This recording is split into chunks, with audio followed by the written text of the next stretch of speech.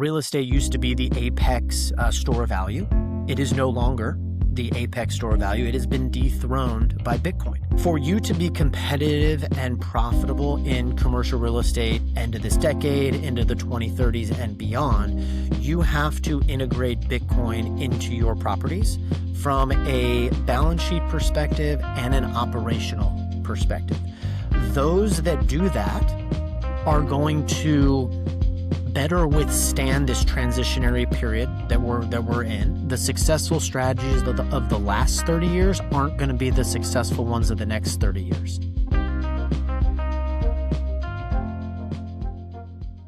Welcome back to the Fire BTC podcast. I am here with a very special guest, Chris Drzyzga. Chris, great to have you, man. Thanks for having me, Trey. Looking forward to our chat. Yeah, absolutely.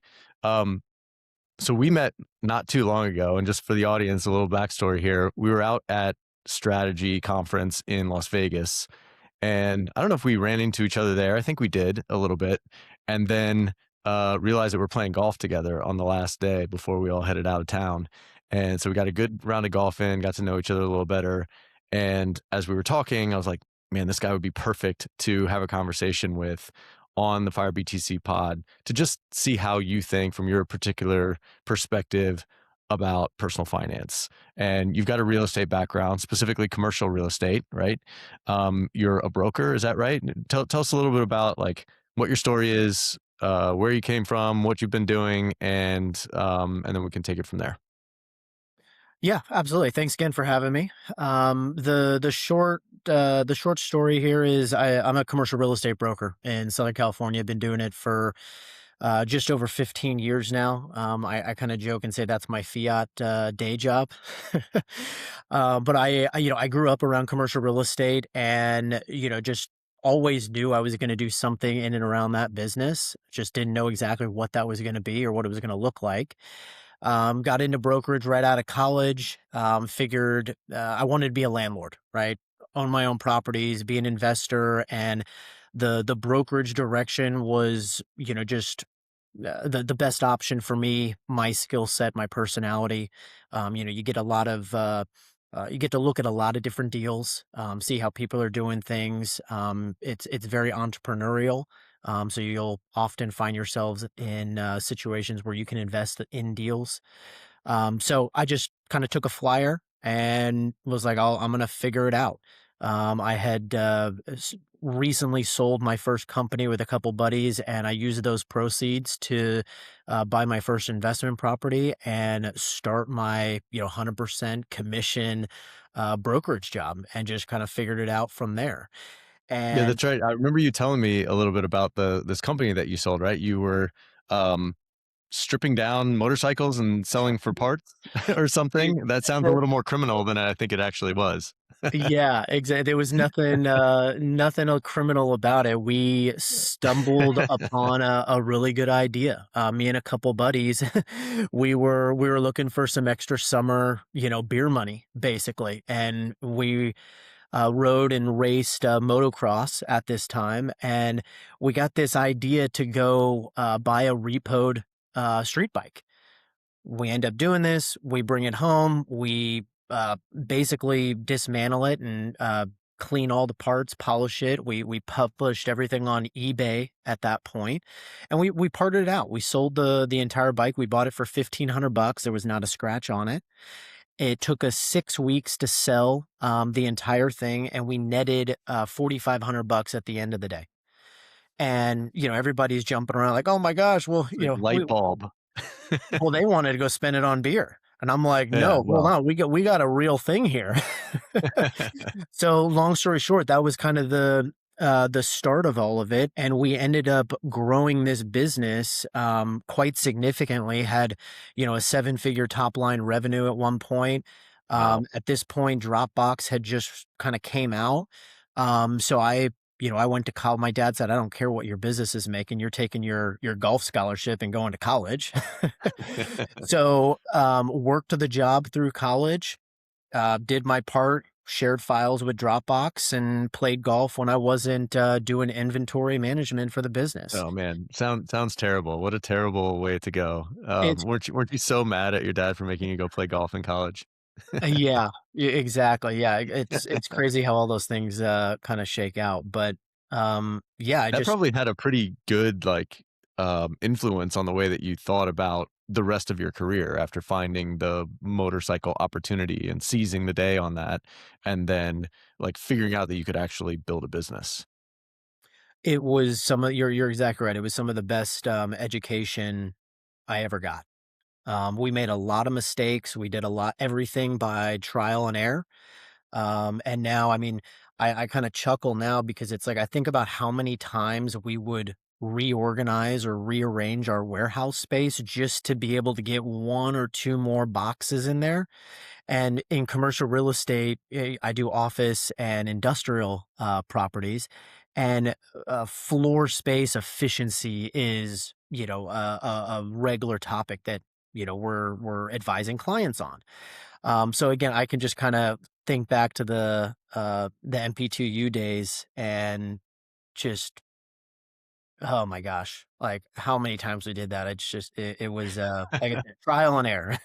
But it's like the lesson here, I think, is you can kinda just do things, right? Like, we say that in jest, but it's actually really true. You can just see an opportunity and, like, put one foot in front of the other for a little bit and actually make uh, you know, bigger opportunities explode in front of you by just taking those steps. Like I've written about this in my newsletter, about like bending the universe to the possibilities of the universe. Uh, it's kind of like this multiverse of possibilities exists out there, and when you take action you can bend the probabilities in the favor of the direction that you want things to go just by taking like a little bit of action. And it's funny how this is such a great story that kind of illustrates that, and I've seen that in my own life as well. It's like if you just decide to do something and do it little by little, day by day, um, things kind of just start happening and opening up for you, right? You're exactly right. It's I mean, there's a lot of different ways to look at that, but it all comes down to the same thing, right? I mean, where your focus goes, your energy flows, and good things happen. Um, Bringing it back to the commercial real estate stuff, I'm 100% commission type of role, and when you get started in the business, you're like, oh my goodness, how the heck am I going to do this? Deals don't happen overnight. They take multiple months, and there's no guarantees that they're going to make. But And you can't it's not like you can just sit in your office and wait for your phone to ring either, right? Like, you you've got to got go to out and make it happen, actually right? go out and network and talk to people and, like, uncover opportunities, and you're starting from basically scratch. I imagine you had some, connections that you could start to leverage early on, but Yeah, I mean, you go it to the where I was going with that is you start working on it, right? Whether you're knocking on doors or calling or shaking hands, you put that energy out in the universe, and good things happen, right? You put one foot in front of the other, deals find you, people come into your orbit, and things happen. People I think people kinda overlook or even discount that too much. You just put one foot in front of the other, and you'll be heading in the right direction more often than not. yeah, and such a strong corollary to the way that I think about personal finance as well, and, like, this, financial independence journey is you're just stacking away value day by day, and over time it compounds and it opens up new possibilities for you in your life and how you spend your time and what you can do with your family and the house that you live in and the golf courses you can join and whatever, right? But it just takes like some diligence and some intentionality around, having a little bit of a plan. It doesn't need to be too rigid, but then you're just progressing every single day. Yeah, and So just go putting back in the to reps. Putting in the reps, you're not hitting home putting in the runs every reps. day, you're hitting singles and doubles consistently, and that effort compounds, Yeah. and before you know it, you're a lot further along than you ever thought you'd be. Yeah. Okay, so sorry, bring it back to the the real estate journey that you've been on, right? Like you said you were a broker, but you wanted to be a landlord. Is there Yeah, There is so obviously a difference there. Like what happened? Did you there ever do the landlord thing or? so I started. Yes, I started building a portfolio, and as you're going, you're saving up for down payments and, just trying to live beneath your means, stack away as much as you can to be able to put yourself in a position to, buy that next deal. And along the way, every time you got to a certain milestone, it was like the goalpost had moved, right? You needed to save up 100 grand, 200 grand for the down payment. All of a sudden it's 250, it's 300, so there you were constant, Is you were that ne- because you're doing bigger deals, or is that because you're doing like same types of properties, but the cap rates are just dropping or the it valuations are wasn't. just going up? Yeah, no, it wasn't necessarily the size of the deal. This is 2010 through like 2015. So, as a Bitcoiner, you understand monetary policy and kind of the debasement of currency and how hard assets appreciate because of that effort or that activity. Th- At that time, that was what was happening to me, but at that time I could not articulate that that was the problem. Right? So the real estate deals that I was chasing, they weren't getting 3, 5, 10% better or more valuable, right? It was the fact that the money was broken and the assets were inflating, right? So I felt this issue. I knew it was going on, but again, I could not articulate it. And then when I find Bitcoin the second time and actually give it, some time and thought about it, that's when the light bulbs clicked, right? And I'm like, my head explodes. I'm like, oh my God, this is the problem. I was not crazy. So at that point, that is where I joke, I say I fell down the rabbit hole and I still have yet to come up for air. This is, 2017, 2018 timeline. And I completely rethought my career, the way I thought about wealth and saving and investing and allocating time and resources, all because of that. So that's kind of the 30,000-foot view of, how I started and where it ended up going. Yeah, that intuitive understanding that something is broken, like that the money is broken, it's constantly losing value. I think everybody recognizes that.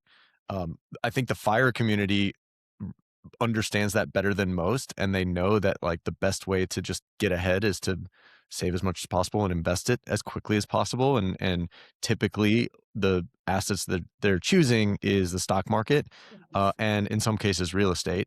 And so you've got that overlap on the real estate side of things, and real estate still is a very good way to generate wealth.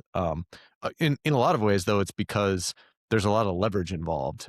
I would assume. So I'm curious, like, how do you think about real estate now, like today, versus where it was 10 years ago, versus where you think it's heading in terms of an investment asset, and how does that play into what's going on in the market and relative to Bitcoin? Yeah, that's a loaded question. I mean, Yeah, the sorry. to your first point there, I mean, real estate, yes, you have leverage that is incredibly powerful if utilized correctly. You also have extremely favorable tax treatment. And how that is incentivized in, specifically for the asset class. And when you start to, combine all those different features, right, to your point, real estate becomes a very attractive way to build wealth and passive income, all of that. Um, the Well, passive is a loaded term, right? in quotes, right? Yeah, People exactly. like to sell it as passive. I have yet to see a real estate investor who is truly a passive real estate investor, though. Fair. Yes. I can't argue with you there. The passive piece is used very, very loosely. Yes. Yeah. And now remind me of your second question again, the second piece of that. Well, it's I think I wanna understand, like, you've been in real estate for your whole career. I think things have changed recently for real estate. It's historically been one of the best wealth building assets, over the course of history. Um, I think that's probably still true today, although the market feels a little disjointed as I understand it. Coming out of COVID, commercial real estate specifically, especially in the office sector, has faced some headwinds. And yeah, I don't know exactly where all of that stuff stands now, but I guess the broader question is like, where do you feel like the real estate market is now? What do you think it's going to look like over the next, call it, 10 years? How are things developing, Yeah. into today and then into the future? So to your first point there, the real estate cycles are historically 7 to 10 years in length, right? This most recent cycle, however, whatever you want to classify it as, I mean, we were in year 13 when interest rates of 2022 Mm. started to go up, right? So it's a little long in the tooth.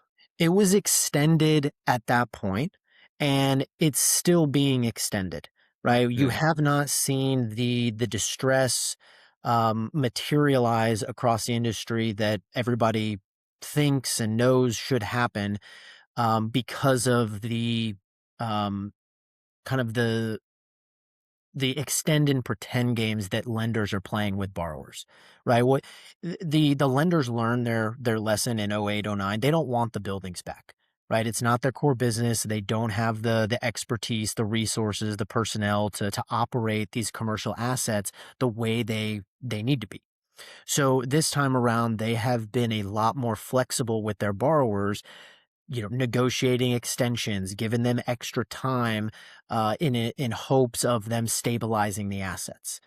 Um, that said, we are so long into this cycle, the markets have not been able to clear themselves of over leverage, malinvestment, et cetera, et cetera. So that is really what most people are seeing and feeling, and again intuitively know it's happening. They can't necessarily articulate it. Whether it's cap rates are return metrics for how much a property's spitting off in cash. Whether it's cap rates or um, interest rates or debt service coverage ratios, you go down the list of traditional commercial real estate metrics, they're all out of whack, right? They're all distorted because of the dynamics in the marketplace, right? And how long this cycle has been going on. And because they have not cleared the system, it's becoming more and more fragile. That is, to where the second part of your question, where do I think this goes? We need to have the flush out of the system for one, right? I mean, that is incredibly important. It needs to happen. This is also not just another cycle, right? A lot of the veterans in my world are saying, "Oh, it's just another cycle. We've been here before. We've seen this movie before. It's going to be okay." Um, I vehemently disagree on that perspective because when you take a step back and you look at the entire playing field, you realize very, very quickly that there are secular trends at play here that weren't there the last two, three, four, five cycles, right? And again, zooming Which out, which are what? What are those secular trends that you're referring to? you look at AI and automation, right? You look at the fact that real estate used to be the apex store of value. It is no longer the apex store of value. It has been dethroned by Bitcoin, right? Mm. That's probably the biggest piece is that there is a bigger, better option in the marketplace for people to store value, When right? when you say it's been dethroned, um, do you mean that, like, the market has recognized that as such already, or do you mean that it is superior and therefore there's this trend that has started to displace it? It's a little bit of both. The market has not fully accepted that or acknowledged it, right? The real estate market has not accepted that their lunch is getting eaten by Bitcoin, Mm. right? Um, the monetary premium embedded in real estate right, is slowly leaking, Mhm. right? It's slowly being drained and it's being reabsorbed by Bitcoin, right? Hmm. You and I know that. We understand that very, very deeply. But again, the majority of the real estate community, whether it's commercial or residential, they haven't caught on yet, right? They're used to their property appreciating 2, 3% a year without fail, sometimes more. Hmm. Right? They're used to be able to getting that appreciation on their rents without fail, right? And all of a sudden, for the first time in a very long time, there's a disconnect there, and there's the market is still working through what the heck is going on. How do we approach this? So on and so forth. Yeah, I So mean, I would think, especially from the commercial side of real estate, that AI automation and just the fact that people may not need to be in offices doing the work that they've done historically speaking, that required these massive buildings that are out there. And yeah, again, that's focused on office space, but you're talking about industrial and warehouse and that kind of thing as well. you know uh, seems to me pretty obvious that the work of a warehouse worker is gone, like almost exclusively gone by the next within the next like 5 to 10 years. yeah, and before we get too much further here, I need to. It is very, very important that we just kind of disclose the fact that commercial real estate it gets painted very often with just a broad brush, Yeah. and that is inappropriate because there Yeah. are at least four major food groups in commercial real estate, and then you have specialty sectors, right? You have Mhm. office, industrial, retail, and multifamily. Those are the four major food groups. Each of those have their own dynamics, right? Mhm. Supply, demand, everything that goes into it. So, if you want to get granular in one particular property type, you can, and you're going to come to the same conclusion. But for the purpose of our conversation today, we're just kind of talking high level, right? So you have Bitcoin as a superior store of value, right? Pristine collateral. It's going to drain some of the premium from real estate over time.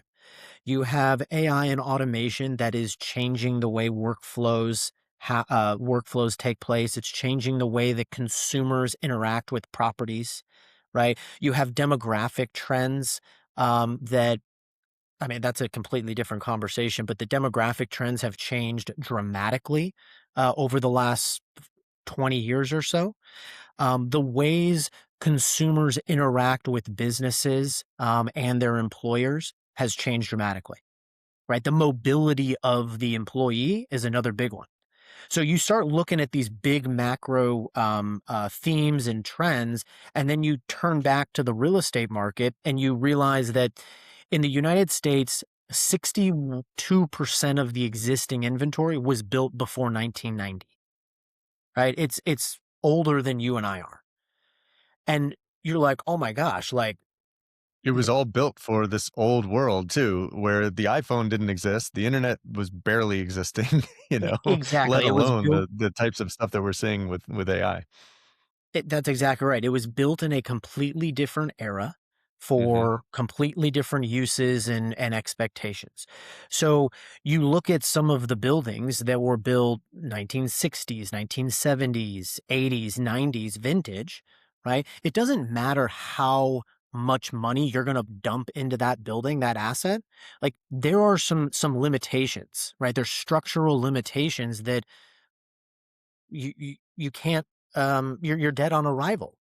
So, again, the market has not fully come to terms with that, right? Like I tell people all the time, like real estate is not going to zero, right? It plays a vital role in society, whether it's shelter, business, community, or even culturally. But if you think your 1980s building is going to be trading at a six cap, just like the 2015 new build in perpetuity, like, that is a very, very, very dangerous, investment thesis to have. That is very dangerous to operate your portfolio and manage your wealth like that. That is not a good idea, right? And that's coming back to some of my early points. The market has not come to terms with that yet. right? You have these legacy owners. They have low property basis. Their operating expenses are low. They have, maybe it's free and clear. So they don't necessarily have the overhead that a lot of the newer owners have. Those guys and gals can be a little bit more patient. They're like, oh, it's just another cycle. We're gonna sit. We're gonna be patient. Let the market come to us. We'll get that vacancy released, right? And maybe you get it released, maybe you don't, but it's not going to be at the market rents. You're going to have to put in more capital to get it rent ready. And just because you put that capital into the space doesn't mean you're going to get it on the back end in your rental premiums, right? So the Sounds very passive. Sounds like a I really was going to great say the passive passive is investment. is not so I'm passive. just sitting here thinking like, oh my God, I can't imagine having to deal with all of this stuff. This is why like I started just buying stocks. I hate real estate. I'm just going to throw that out there because of all of the work. And I've had some bad experiences in the past. I know there's like, I have friends, kind of all around me who have done very well in that. And I'm sure you've Yeah. done very well in it too. So like, but like there shouldn't be this kind of illusion that anybody can just throw whatever at the wall and you're going to make a bunch of money using real estate. I wonder how much this like long in the tooth cycle has come from just the fact of like coming out of COVID, rates went to zero like for a few years and people jumped on the opportunity to refinance. Like if you think about the mortgage market, a lot of people took that as an opportunity to refinance their mortgage and lock it in at a lower rate, like much lower rate for another 30-year period. And that 7 to 10 year cycle that you were mentioning before, if I'm not mistaken, like that's kind of right down the middle of where the like average duration or tenor is on a lot of the financing that is happening in the commercial world. Is that right? Yeah, well, one point of clarity there. The commercial loans are not 30 years. They're 7 to 10 typically. So Correct, which is what I meant by that last piece. Like how much of that 7 to 10 year cycle and now this extended cycle is just due to the fact that like normally you have this cycle of refinancing that comes up based on the normal tenor of debt in the commercial real estate market, and how much has the cycle been lengthened just from the fact that like when COVID happened, rates hit the basement and people took that as an opportunity to refinance and lower their and extend out their debt. we're seeing it play out right now. Anybody, and not just COVID. I mean, operators that refinanced at bottom of the barrel rates from call it 2016, 2017, 2018, right? All the way through COVID, they had to refinance at 400 basis points, 500 basis points higher, right? And those are They're the having to do that right now, you mean? That's exactly Yes, right. yes. Yeah, And that hurts, I imagine. that hurts because the margins in commercial real estate are not that juicy. They are very, very thin, Yeah, very thin. yeah. So, again, if I tell the real estate community, my clients and people that'll hear me out on this topic is, again, you don't need to fire sale your real estate, but you do need to have a very comprehensive, objective review of your real estate holdings and the properties that you designate as core, right? Great. If they're a core holding for whatever reason, you hang on to them. Everything else that's not a core asset, you get rid of, right? Even if you take a small haircut on it, right? Because that liquidity is a lot more valuable Mhm. to you than it is in that, obsolete building. Everything else in your real estate portfolio that remains, those core assets, you have to figure out ways to integrate Bitcoin practices into those properties, Hmm. right? And this is kind of coming full circle to your question, where is real estate going, right? For for you to be competitive and profitable in commercial real estate end of this decade, into the 2030s and beyond, you have to integrate Bitcoin into your properties from a balance sheet perspective and an operational perspective. Those that do that are going to better withstand this transitionary period that we're in and will continue to be in, and they're going to make it out on the other side a lot better, and a lot less bruised and beaten than the guys that didn't. Right. So I have an So in. how are you thinking about that? We can say, okay, you've got a real estate portfolio that is core to your, financial allocation. You need to integrate Bitcoin into that. What is it exactly does that look like? Like, what are you telling your colleagues and friends and the investor community that you're speaking with? Yeah. So I break it down into kind of in four main categories. And the first category, I refer to it as your capital strategy. For the real estate guys, for the Bitcoiners, I call it your Bitcoin strategy. But so in that capital strategy, you have a couple kind of subcategories. One is your treasury management, right? How are you handling your cash, right? So um, you have a percentage of US dollar holdings. You should have a percentage of spot Bitcoin holdings, and you should have a percentage of STRC holdings, right? You can Mm, tranche those out into short, medium, and long term buckets, right?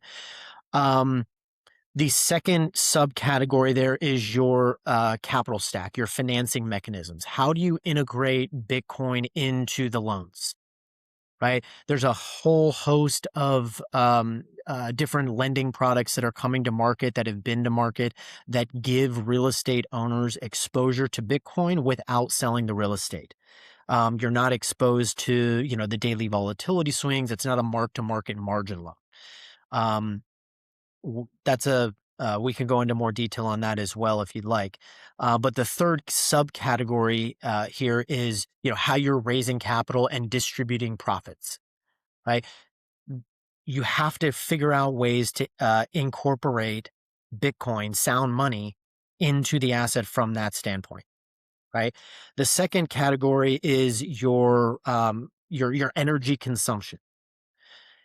Energy is about 30% of a property's operating expenses, and it's mm. increasing 10, 12, 15% year over year. That is a major problem. Energy meaning like the electricity that's used Yeah, to power the lights yeah, and HVAC and whatever else in the buildings. Got exactly. it. Okay. Exactly.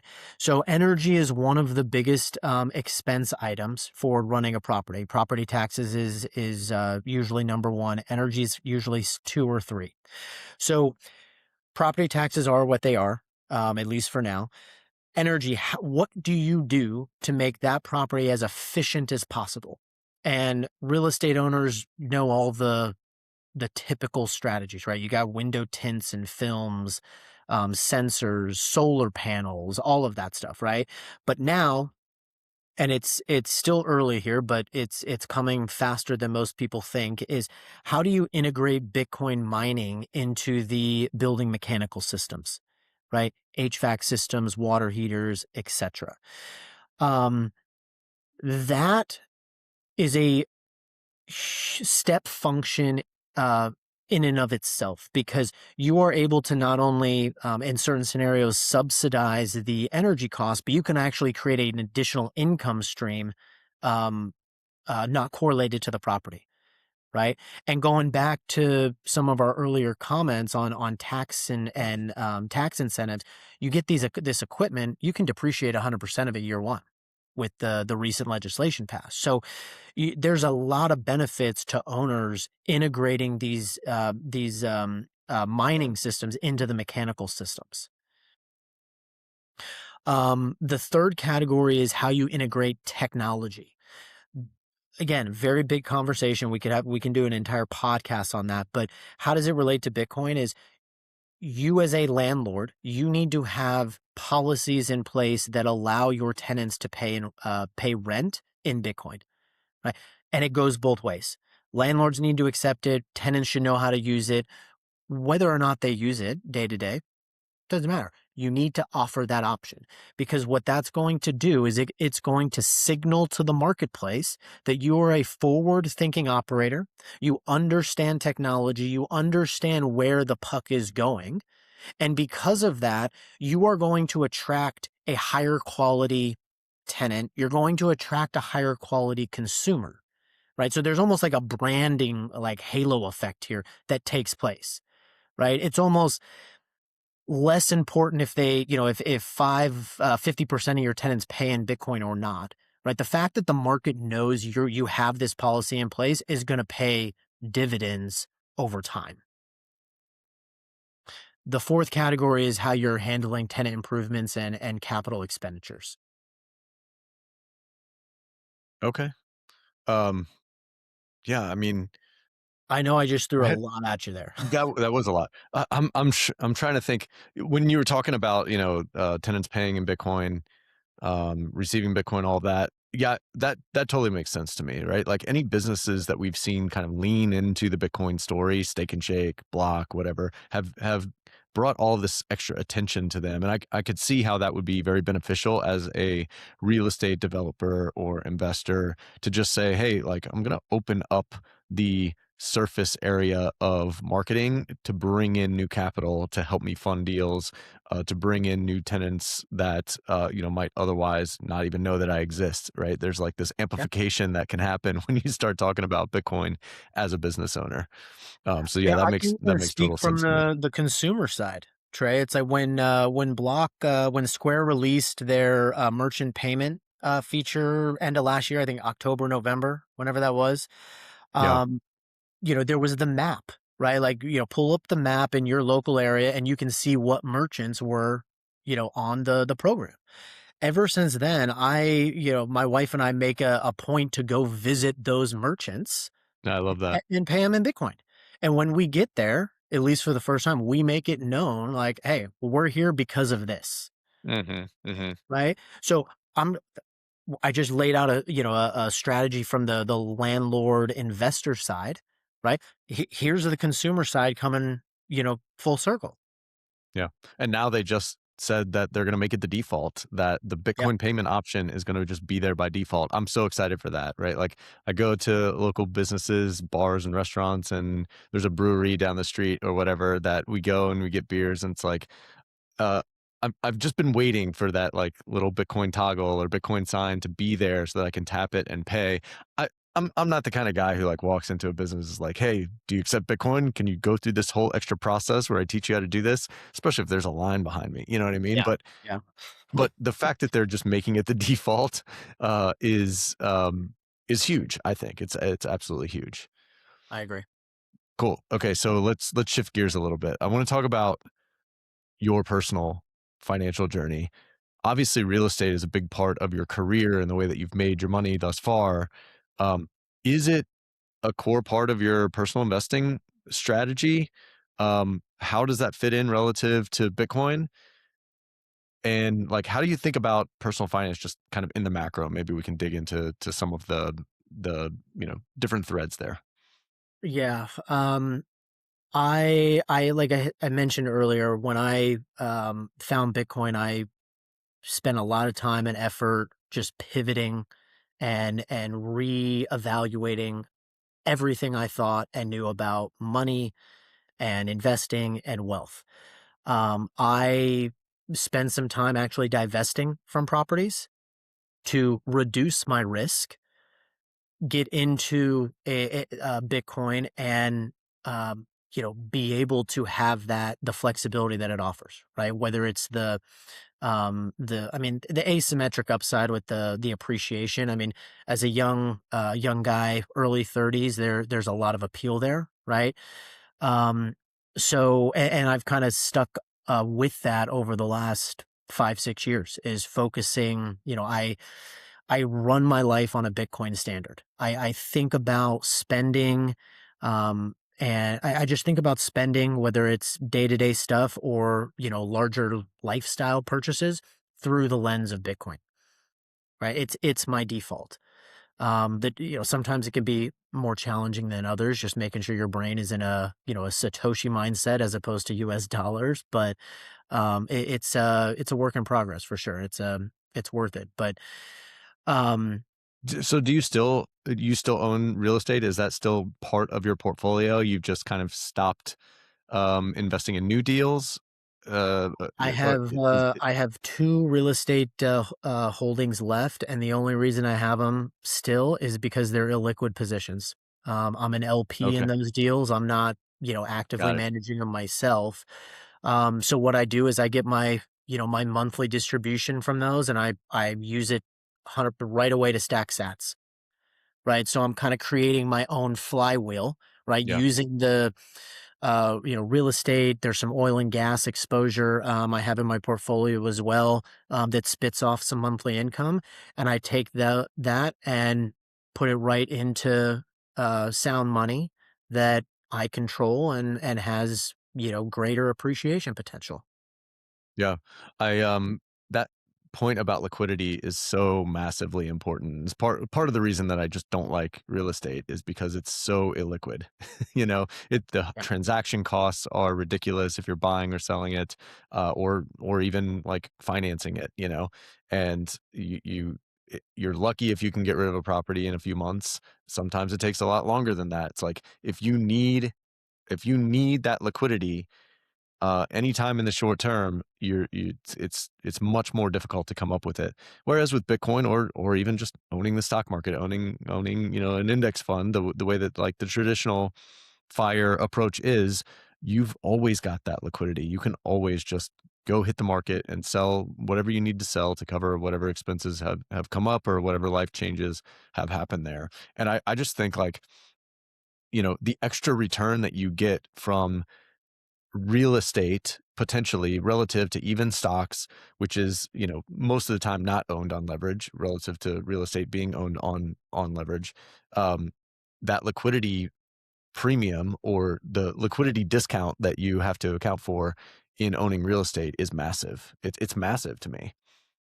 Uh, yeah, there's no way around it. It is incredibly it's notable, and the other thing is people don't think about how expensive it is to transact real estate, right? If you find yourself in that position where, hey, I need the liquidity, right? Not only do you have the timeline, but there are a number of different fees along the way, right? Even if you have your license, you're like, oh, I'm not going to pay a broker, right? Okay, fine, but you still have, if you're in a tough situation like that, um, you're probably taking a discount on the property, and then on top of that, you got a You're number of paying different lawyers and tax. closing costs and all Bingo. kinds of other things. Yep.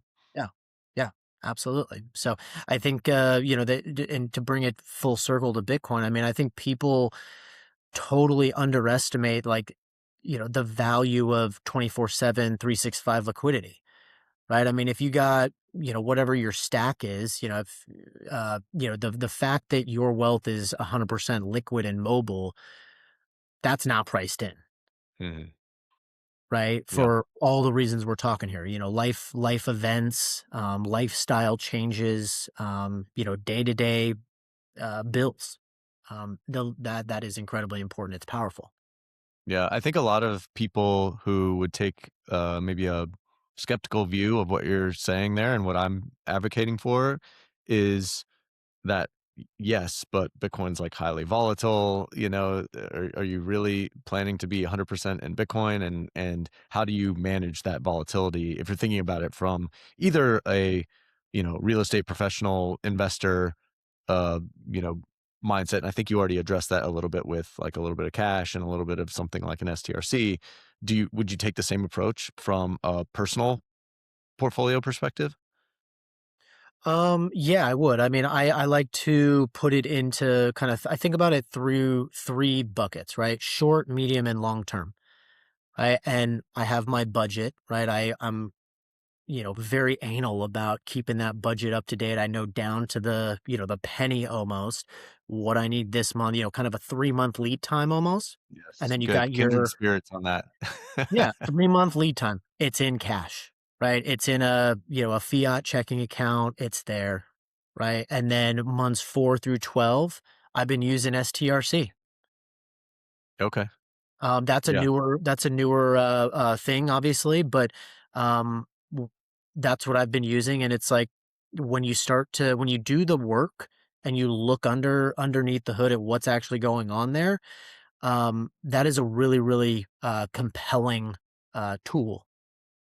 I just last week's Fire BTC article was one of my more popular ones, and it was about STRC and this carry trade of sorts that I've been doing with borrowing against my HELOC to buy STRC and take advantage of the spread in those rates that STRC is paying versus a admittedly promotional rate that I got on my HELOC.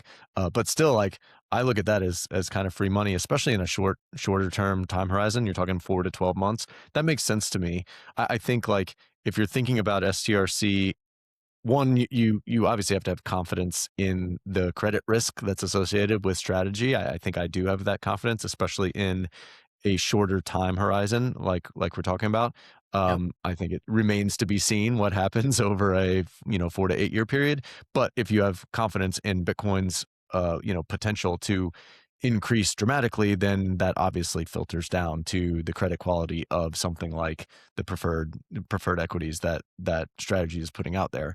But it's like one of those things where you might as well take advantage of some of these opportunities that are out there in the fiat world to help buttress the personal finance strategy that you've got. And if I'm thinking about the traditional fire approach of index investing, where you're expecting 8 to 10% nominal returns from the stock market on average over a long period of time, um, but with all the volatility that comes with it, or there's this STRC thing that's paying right now 11.5% with very little volatility. If you can expect that to go, like, why would you ever buy the index over buying STRC? It makes, right, from a volatility adjusted perspective, makes no sense. Yeah, I have nothing to add to that. Yeah. Sorry. Sorry. Just out here spitting sense. Um, what about like what about your family situation? Do you have support at home for the way that you think about these things? Absolutely, absolutely. I mean, yeah, I got a young family at home, and I, over, the course of my, my call my fire journey, my Bitcoin journey, I have, educated, my family, wife, kids, extended family as much as I possibly can. I'm fortunate in that they listen. They don't mind. They want to have the conversation. So, we have done a lot on that front. I mean, I think I was sharing with you over our round of golf that, my kids know that we save the good money and we spend the bad money. Teaching the young ones, the next generation, just the value of their time, right? The value of the dollar. One my 11-year-old is very crafty. She likes to make jewelry, and rather than do a lemonade stand on the corner, she's doing a bracelet stand, or a little jewelry stand, and it turned into a nice little business for her, and it got to the point where we needed to save some of it. What do I do Wow. with this, Dad? And then fortunately, Bank of Chris was able to step back on the inventory purchases, and I, teach her, hey, if you're making X, you gotta, spend Y on, beads and string and all your inputs, and what's left over, we can divvy it up from there. Right. And that's been really, really rewarding for all of us. And um they just kinda set it and forget it, and she looked at her long-term savings account, a couple months ago when we were still, 90, 100K range, and her eyes almost popped out of her head, like, "Holy cow, what do I do with all this?" It's funny. So just that experience, for her at such a young age, I mean, that is going to be, instrumental in the way that she thinks about jobs and time and value, and how she spends her time, as she goes through high school and college and thinks about, what she wants to do. Yeah. I and the world that we're going into is so weird and so hard to think about and anticipate, I think. Yeah. It's like the world that you and I grew up in is very different today. And 10 years from now, it's kind of hard to imagine exactly what like the structure of the economy looks like, what job opportunities look like. Like I've got similar age kids as you do. And when I think about them um, graduating from college, what should they be like doing during that time? Should they even go to college? Does it make sense at all? Like I kind of personally think it's a total waste of money, and they should just spend those 4 years building a business, doing something like you did back in the motorcycle days, um, and learning how to manage you know, inventory and sales and marketing and the AI tools that are out there, like that feels like such a better return on investment and a much lower investment than going to college. But regardless, it's like, how do you anticipate exactly what the opportunity set is going to look like 10 years from now when I can barely imagine what things are going to look like 2 years from now, given all of the changes that we're seeing. Great question. I mean, I have no idea what it looks like, but I have a general idea the direction that it's going, and Mm. you can just kind of lean into those general directions. The kids are going to find, they're going to figure it out, right? So, what does that mean in practice? The AI stuff that is going to be there, right? So rather than shelter them from it and shy away from it, lean into it, right? I think about when we were growing up, I remember the time that, we got our first family, PC, right? It's this big old brick sitting on the countertop. And, Yeah. my parents were excited to share it with us and tell us what it was all about. But it only took, a couple weeks before my sister and I were comfortable and we're running circles around mom and dad, showing them what to do, right? The same thing is going to happen with AI. If present it to the kids as a tool, right, that they can use to accomplish certain things, they're going to be fine, Yeah, right? yeah. The I've been looking for opportunities to incorporate learning about like how these tools work, and that's kind of like their default search thing anyway. It's like, oh, daddy, can I look this thing up? And then they'll go on the phone and pull up Claude or ChatGPT or whatever, and they'll type their question in there. They don't go to a browser and ask. Yeah, Go to google.com and search for it there. And then the other day, my oldest was working on a presentation that she had to do. About Haley's Comet or Halley's Comet, however you want to say it.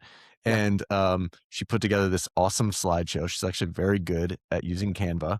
And then at the end of it, I said, it would be really cool. There's this tool called Suno. I don't know if you've heard of this, Chris, suno.com. And it's an AI music creation tool. And you can create like 5 free songs per day if you just create an account with them, and it's incredible. So I had her run through the presentation as if she was giving it in class, and we recorded it in the voice memo. And I dropped that into my OpenClaw, or one of my AI agents, and said, make a song for this, and this is the style that she wants to do. And we dropped the lyrics and the style into Suno, and it created this like awesome song. And so when she presents this, I think she's doing it tomorrow, she's going to have like at the final slide, hope you enjoy this song that I made, and it's going to run through like a 3-minute pop song that sounds like really incredible considering, it was a 10-year-old just using AI to create it. And it's just such a cool opportunity to be able to show her, hey, this is this awesome tool that you could learn how to leverage, and open up the possibilities for her in her mind, as to like what she could be doing in the future.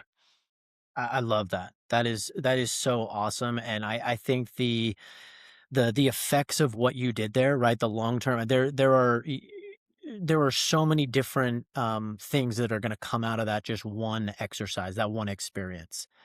So good on you. That's fantastic. The other thing I teach, I really just try to keep front and center is you think about where the world is going, right? Everybody's got their own algorithm. They're sucked into their phone. Everything's so, it's increasingly digital. I don't see a world where it becomes less digital, right? So when you play that out over 5, 10, 20 year horizon, I think human to human um, skills and interaction are going to be at a premium, right? So, making sure that they are really good at communication, right? Whether that is just, holding a conversation, making eye contact, having a firm handshake, or it is telling a story, telling a joke, whatever, right? Communication is going to be incredibly important. I mean, it is already, but it's going to, increase, and it's going to become more rare. So the folks that, And in the age of artificial, in the age of artificial intelligence, realness is so valuable, right? Just will be a premium. genuine, real connectivity. People will pay a premium for the human to human option. Absolutely. So that's kind of how I think about it is, use some of the new technologies as a tool, don't run away from it, and make sure the communication skills are top notch, right? Look me in the eye, hold a conversation, firm handshake. This the stuff that you and I take for granted our parents taught us. It used to be, kind of table stakes, maybe not so much anymore, but those are going to make a big comeback. Yeah, I think you're right. Well, this has been awesome. Any final words or final thoughts you want to leave us with? And then where can people find you to follow what you're doing? I know you've got some social media channels and that kind of stuff. You're doing a lot of really great videos, and I think you've got a podcast as well. Tell people where we can find you. Yeah, I appreciate it. I mean, as far as closing thoughts, I know we covered a lot of ground here today, but for the viewers that are on their own, fire journey, um, lean into whatever you're working on, right? Don't rely on other people. Figure it out. Take the extra time. Put the energy and the focus on what you're doing, what excites you, and be consistent with it, right? Time and consistency generates results, right? So whether you're in real estate or Bitcoin or you're a, influence or whatever you're doing, um, give it time, give it consistency. Good things will happen.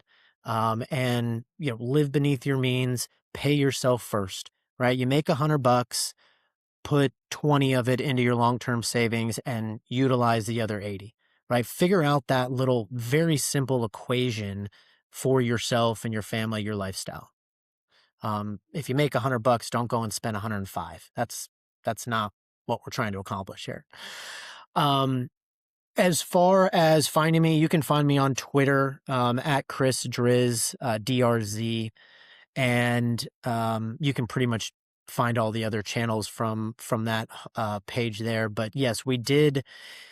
A partner and I started a real estate podcast. We call it the Real Estate Standard, kind of a play on the book we all know so well.